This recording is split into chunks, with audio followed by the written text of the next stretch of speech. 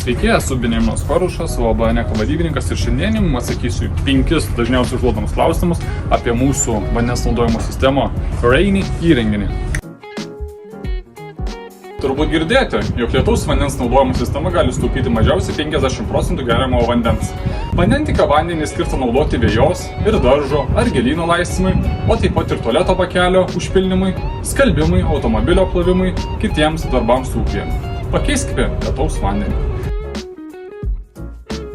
Lietamžis vanduo nuo stogo nuteka į požeminę talpyklą sniego. Prieinant per tinklinį filtrą vanduo yra išvalomas nuo lapų bei kitų nešvarumų. Talpykloje įrengtas lygio daviklis informuoja apie vandens esamą lygį. Talpyklai persvildžius, perteklius nuvedamas į esamą drenažą. O nesant pakankamai lietaus, talpykla papildoma vandeniu iš vandentiekio. Retkarčiais reikia ištraukti tinklinį filtrą ir iš jo pašalinti susikaupusius teršalus.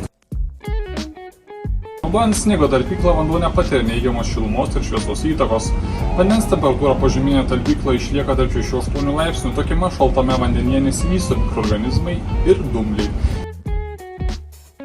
Reikėtų pasirinkti, kuri lietaus vandens naudojimo sistema jums yra aktuali. Tai pirmasis variantas būtų sodo arba namų sistema, kuri integruota į namo vandentiekio sistemą ir tiekianti vandenį į namų poreikiams. Prieš įsigyjant įrenginį reikėtų pasirinkti talpyklos dydį, tai yra apskaičiuojamas įvertinus medinį kritulių kiekį, stogų dangų plotą, laistomą vėjaus plotą ir vandens poreikį namuose.